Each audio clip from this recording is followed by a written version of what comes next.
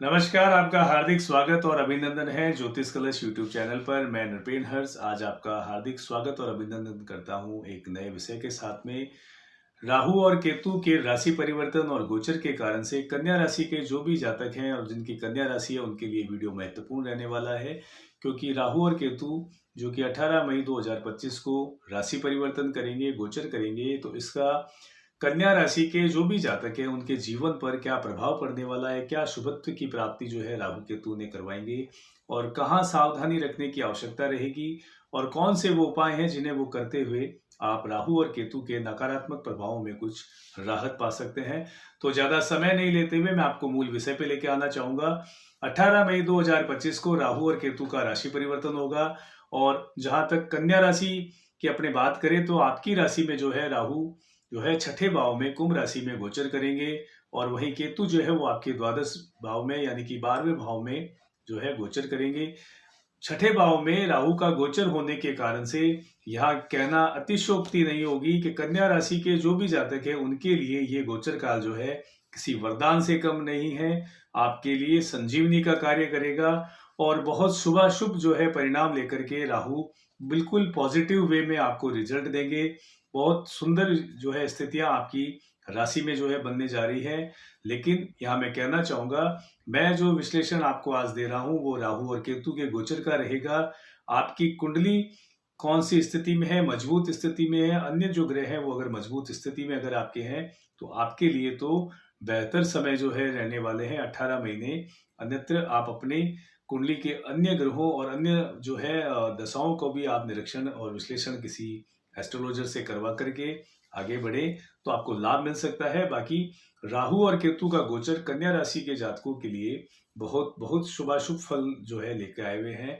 अब ज्यादा विषय से दूर हटते हुए मैं आपको जो है डिस्ट्रैक्ट नहीं करना चाहता, पुनः विषय पे आपको लेके आना चाहूंगा। राहु का आपके छठे भाव में गोचर करना आपके लिए शुभ फलदायक रहने वाला है। आपको आर्थिक उन्नति के साथ साथ आपको आर्थिक उन्नति के अवसर मिलेंगे। आपको आर्थिक उन्नति के अवसरों के साथ साथ आपके स्वयं की ग्रोथ के अवसर आपको मिलेंगे। जहां आप पूर्व में किसी भी महत्वाकांक्षाओं को लेकर के कुंठित थे, जो भी कार्य आपके पेंडिंग थे, लंबित थे, अब वो कार्य आपके अचानक बनने शुरू होंगे। अगर आप उनमें प्रयास करें तो आपको सफलता मिल सकती है। विशेष रूप से मैं कहना चाहूंगा, जो भी अभ्यर्थी हैं और जो विद्यार्थी हैं, किसी भी प्रतियोगी परीक्षाओं में संलग्न हो रहे हैं या अपने शिक्षण से संबंधित किसी भी परीक्षा में संलग्न होने वाले हैं, तो उन्हें राहु यहाँ पे बहुत बेहतर परिणाम दे सकते हैं अगर वो परिश्रम करें और सही दिशा में एकाचित होकर के अपने लक्ष्य का ध्यान में रखते हुए अगर परिश्रम कर रहे हैं तो निश्चित रूप से राहु यहाँ आपको एक विशिष्ट परिणाम जो है देने वाले हैं और परिणाम भी ऐसे होंगे जो आपकी कल्पना से परे होंगे। यानी कि राहु जब देते हैं तो सब अचानक से देते हैं, जिसकी कल्पना आप जो है नहीं करते। तो राहु यहाँ ऐसी स्थिति में जो है गोचर में आपकी राशि में है, तो बहुत अच्छी स्थितियां जो है विद्यार्थियों और अभ्यर्थियों के लिए यहाँ बनेगी, लाभ की स्थितियां रहेगी। वही छठे भाव में गोचर होने के कारण से आपको मानसिक शांति का अनुभव होगा। पूर्व में जो भी आप शत्रुओं के कारण से, विरोधियों के कारण से या आपसे जो ईर्ष्या करने वाले हैं, जो आपकी पीठ पीछे न्यूसेंस करने वाले हैं, उनकी संख्याओं में कमी करेंगे। विरोधी शांत होंगे, शत्रु शांत होंगे, तो आप मानसिक रूप से जो है स्वयं को राहत महसूस करेंगे। तो ये भी एक बहुत अच्छा जो है राहु जो है आपको देंगे कि आपके शत्रु और विरोधी शांत होंगे, जिससे आप अपने कार्य क्षेत्र में जो है बहुत बेहतर कार्य करना शुरू करेंगे और आपका ध्यान जो है वो अपने लक्ष्य की ओर रहेगा। आसपास की न्यूसेंस में जो है आपका माइंड और मस्तिष्क जो है डाइवर्ट नहीं होगा। तो ये बहुत अच्छे जो है युक्तियां और योग बनेंगे आपके लिए। वही छठे भाव में जो है राहु जो है आपको धन लाभ जो देंगे, आर्थिक उन्नति के अवसर प्रदान करेंगे और इनकम सोर्स को जो है वो आपके बढ़ाएंगे। बृहस्पति जो है आपके दसम में आकर के लाभ देंगे। 2025 में आपके दसम भाव में जो है बृहस्पति आपको आकर के लाभ देंगे। वहीं राहु की जो है उच्च दृष्टि भी जो है मतलब पांचवी दृष्टि की अगर मैं बात करूं राहु की, तो वो आपके दसम भाव पे रहेगी। तो आपके दसम भाव पर बृहस्पति और राहु जो है युक्ति योग बना करके आपके दसम भाव को बहुत अच्छी तरीके से पॉजिटिव वे में आपको जो है सपोर्ट करेंगे। कार्य क्षेत्र में, व्यापारिक क्षेत्र में आपको बहुत अच्छा जो है लाभ मिलेगा। पूर्व में कोई भी कार्य जो है आपके लंबित थे, अब पूर्ण होने शुरू होंगे। कार्य क्षेत्र में अगर आप कहीं पे भी अपनी मनचाही जगह पे काफ़ी लंबे समय से ट्रांसफ़र की अगर आप सोच रहे थे, तो ये महत्वाकांक्षा आपकी पूर्ण होने वाली है। आपकी पदोन्नति होना, पद में वृद्धि होना और साथ-साथ आपके ट्रांसफ़र के योग जो है यहाँ राहु आपको देंगे, जो कि आपके लिए लाभ की स्थिति में जो है आपको रखेंगे। वहीं कन्या राशि के वो जातक अगर जो कोई नया कार्य शुरू करने की महत्वाकांक्षा रख रहे थे पूर्व में और जो पूरी नहीं हो रही थी, अब उन्हें प्रयास करना चाहिए। 18 मई के बाद में ऐसे योग बन रहे हैं नया कार्य शुरू करने के लिए, ये श्रेष्ठ समय रहेगा और व्यापार में आपको लाभ के सौदे और साथ-साथ लाभ की स्थितियाँ जो है राहु यहाँ बनाएँगे। बृहस्पति के साथ में योग करके, युक्ति करके आपको व्यापारिक दृष्टिकोण से लाभ की स्थिति में आपको रखेंगे। कैरियर में जो है सकारात्मक बदलाव, व्यापार में जो है आप कुछ नया ऐड ऑन कर सकते हैं और कन्या राशि के वो जातक जो व्यापारिक क्षेत्र में है और अपने प्रोडक्ट में और इनोवेशन में, क्रिएटिविटी पर अगर कार्य करते हैं, तो काफ़ी आमूल-चूल परिवर्तन के साथ लाभ की स्थिति में आ सकते हैं। क्योंकि क्रिएटिविटी और आपको साथ-साथ इनोवेशन करना आपको जो है लाभकारी सिद्ध हो सकता है अपने व्यापार में, अपने प्रोडक्ट के साथ में। साथ ही प्रोडक्ट को आप जो है अपने प्रोडक्शन का जो स्थान है आपके, वहाँ से अगर अन्यत्र कहीं प्लेस करें, एक्सपोर्ट इम्पोर्ट का कार्य करते हैं, तो भी आप लाभ की स्थिति में रहेंगे। जो है राहु आपको रखेंगे, क्योंकि राहु जो है वो आपके क्षेत्र का विस्तार कर रहे हैं।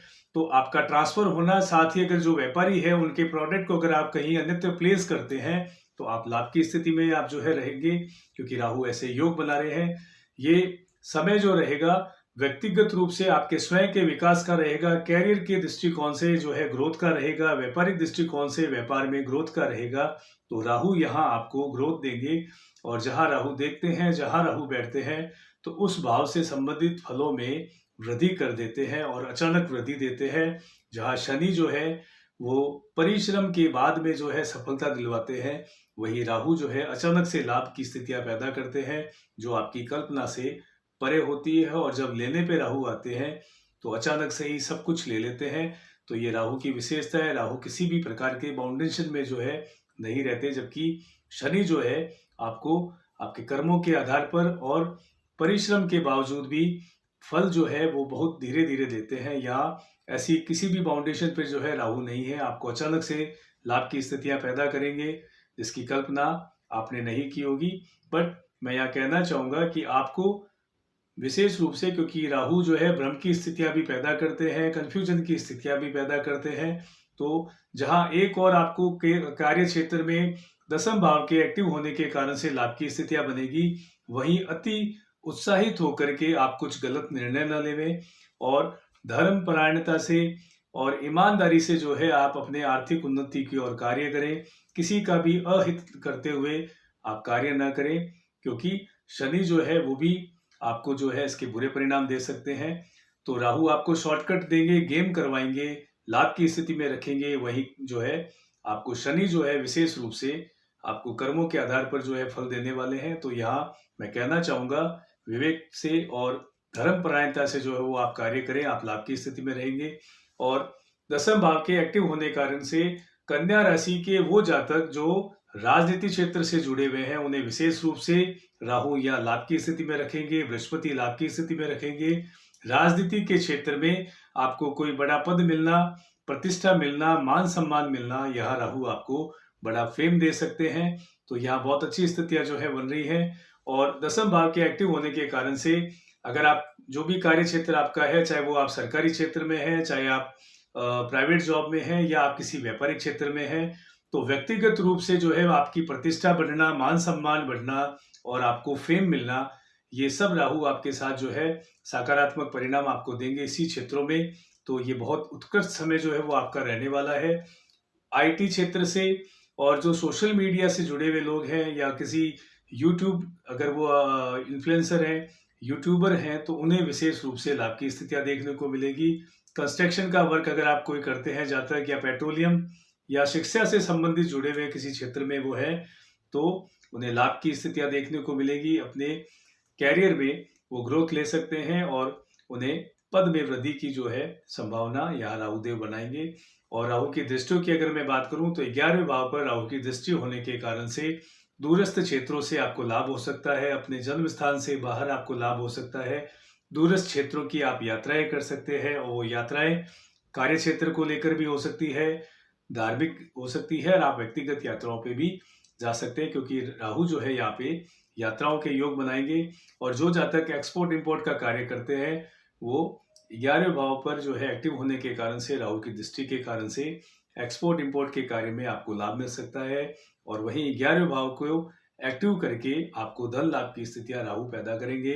धन लाभ आपको हो सकता है। वहीं आपके द्वितीय भाव को भी जो है राहु एक्टिव करेंगे। द्वितीय भाव के एक्टिव होने के कारण से परिवार में मांगलिक कार्य का होना, खुशियों का आगमन होना और पैतृक संपत्ति से आपको लाभ की स्थितियाँ राहु बनाएँगे। वहीं आपको नेगेटिविटी में अगर मैं बात करूँ, राहु की नकारात्मकता की अगर मैं बात करूँ, तो यहाँ सेकंड भाव के आपके एक्टिव होने के कारण से वाणी में कुछ प्रॉब्लम, कुछ दोष आपको दे सकते हैं।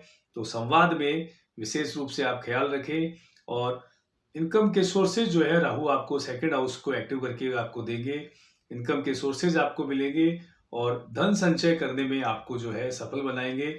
यानी कि आर्थिक उन्नति के साथ, आर्थिक संपन्नता के साथ-साथ आप धन संचय करने में भी सफल रह सकते हैं। राहु ऐसे आपके योग बना रहे हैं, तो आप अच्छा धन संचय भी कर सकते हैं अगर विवेकपूर्ण अगर आप चलें, नियंत्रण चलें, अपनी फिजूल खर्चियों पर भी आप नियंत्रण करें, तो आप लाभ की स्थिति में रह सकते हैं। केतु की अगर मैं बात करूं विशेष रूप से, तो केतु जो है वो आपके 12वें भाव को जो है एक्टिव करेंगे और 12वें भाव के एक्टिव होने के कारण से जो है आपको अध्यात्म की तरफ जो है वो आपका झुकाव रहेगा, धर्म की तरफ आपका झुकाव करेंगे। वहीं चतुर्थ भाव पर जो है केतु की दृष्टि होने के कारण से आपके चतुर्थ भाव को जो है केतु एक्टिव करेंगे। तो केतु यहाँ पर आपके स्थान परिवर्तन करवा सकते हैं। आप स्थान परिवर्तन के कारण से जो है आपके कार्य क्षेत्र में बदलाव हो सकता है। आपको अन्यत्र ट्रांसफर जो है केतु यहाँ करवा सकते हैं। वहीं आपके छठे भाव में जो है केतु आपको सपोर्ट करेंगे। छठे भाव के एक्टिव होने के कारण से शत्रु परास्त होंगे, आपका पराक्रम बढ़ेगा, आत्मविश्वास जो है वो आपका बढ़ेगा। साथ-साथ आपको कन्फ्यूजन की स्थिति से स्वयं को बचाना होगा और वहीं आपको पेट जनित जो है कुछ आपको रोग हो सकते हैं, स्वास्थ्य इश्यू हो सकते हैं। तो विशेष रूप से अपने आहार विहार का, खान-पान का आप ध्यान रखें। गरिष्ठ खान-पान से आप बचें, मिर्च मसालेदार खाने से आप बचना होगा आपको। और 8th हाउस को भी आपके केतु यहाँ एक्टिव कर रहे हैं इस गोचर में और 8th हाउस में मेष राशि होने के कारण से केतु और मंगल हमेशा जो है अच्छा फल देते हैं और उस कारण से आपको जो है किसी भी विषय और किसी भी क्षेत्र में जो है आप विशेष रूप से आपको केतु के इस 8th हाउस को जो है एक्टिव करने के कारण से आपको ध्यान केंद्रित करने की और अपने लक्ष्य की ओर जो है विशेष रूप से आपको मजबूत करेंगे। आप विवेकपूर्ण तरीके से अगर अपने लक्ष्य को ध्यान करने में सफल रहेंगे और अपने लक्ष्यों की पूर्ति जो है आप कर पाएंगे। तो ये राहु और केतु के गोचर के कारण से कन्या राशि के जातकों को विशेष जो है फल जो है शुभाशुभ फलों की प्राप्ति जो है गोचर में होने वाली है, ऐसी योग बन रहे हैं।